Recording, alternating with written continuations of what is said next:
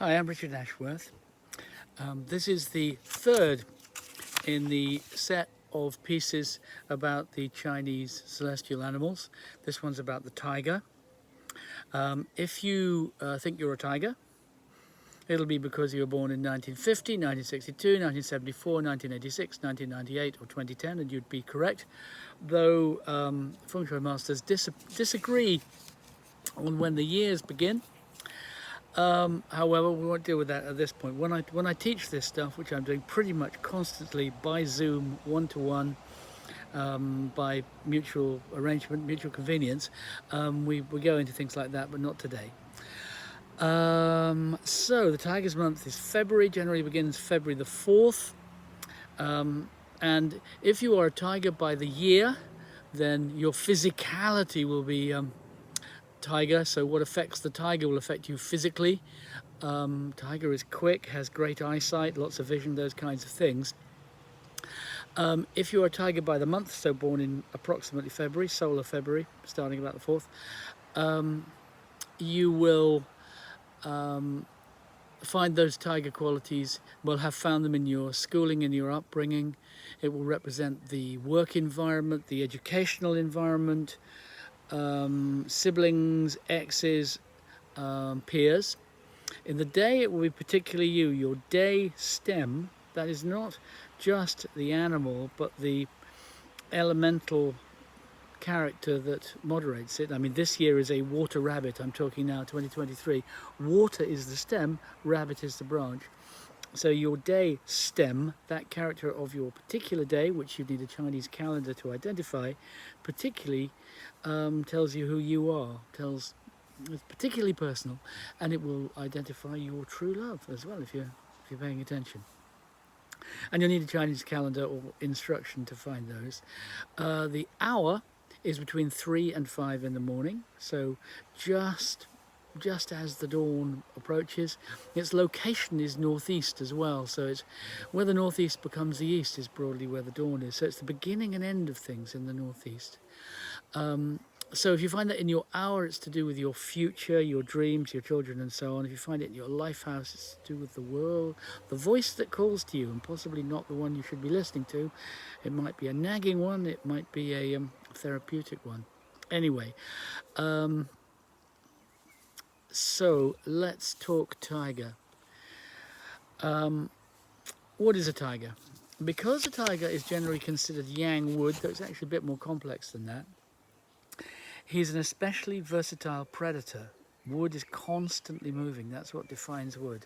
Wood fidgets, wood moves. Tiger particularly wants room, space for him to move in. They talk about there not being room to swing a cat. Well, the tiger really needs to, lots of room to swing. He's an especially versatile predator, and of course there's nothing wrong with being a predator, except that it can imply a very rigid view of the world. Tigers often don't play with others, not because their egos are in the way, unlike typically dragons, pigs, roosters or horses who do get a bit confused and a bit up themselves. I speak as a dragon. But because for them work and play are very distinct activities. So working with someone is not play to a tiger. They can up to a point frolic with other tigers, but broadly every alliance is focused on an outcome. They are what we would call teleological. Victoria Beckham, for instance, it's no coincidence that she was the Spice Girl who never looked back. She simply moved on. She became Victoria Beckham, designer and A-lister and mum and so on. The tiger never forgets. For the unbalanced tiger, no slight, insult or rejection can be allowed to go unredressed. He may wait a lifetime, but he will get his revenge. Earth tiger Joseph Stalin typified this approach to life. You remember Leon Trotsky was his rival for the leadership of Russia, and Trotsky was exiled to Mexico, but Stalin's assassins found him. You'd think that was a bit unnecessary, but Stalin was a tiger. On the other hand, the balanced tiger will always repay a debt and will go out of his way to acknowledge assistance. Great at acknowledging. The typical qualities of yang wood are sharp eyes, a strong will and swift movement, like a tiger. The tiger stalks his prey silently and pounces when he's ready.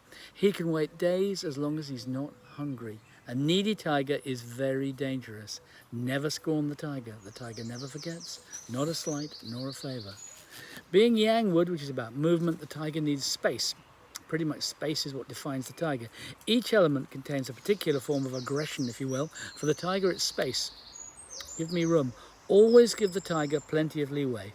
This sheds light on the notorious Russian need to expand westward, Russia being in the northeast of Europe, or you might argue the northeast of the world, so possibly symbolized by a tiger.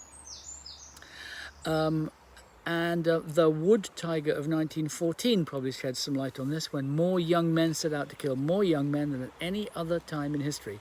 And 1938, the year of Lebensraum, was a tiger year. Give me space. The tiger will often have a fresh view of things, which makes him the eyes of the team he makes up with the horse and the dog. The horse is front of house, the dog the keeper of records, and the tiger the hitman. That's maybe not doing him, maybe it is doing him a disservice, or them a disservice, her a disservice, because the tiger, yes, the tiger's a hitman, but the tiger makes sure that they get paid. In terms of human relations, the tiger may be the most yang of animals, that is swift, sharp, and unsubtle, as Leon Trotsky discovered. The earth he inherits from his predecessor in the zodiac, the ox, is turned miraculously from yin to yang when he receives it. That's to do with what are called hidden stems, which if you were to study Bazi with me, which I am teaching all the time, one-to-one via Zoom, by arrangement, you would learn about hidden stems. The unbalanced tiger knows no mercy and expects none, and in this he has altered the dogma he receives from the ox, which is do as he would be done by, into a personal code. This alteration can amount to perversion and make for serious misunderstandings. The unconscious tiger probably knows himself less well than any other animal. His ruthlessness, which he can wear as a badge of honour, is often simply a failure to open up to interdependence with others. Of all descriptions, dependent is the most insulting to the tiger. He will not depend. This makes relationship an act of will.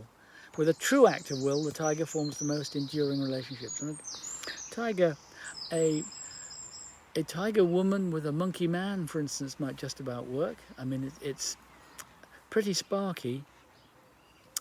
Why am I saying that? Because it would take an act of will. If it's not truly a choice, but a resigned agreement to bend himself out of shape, all around him will distort also. So watch out for the tiger who's not happily married.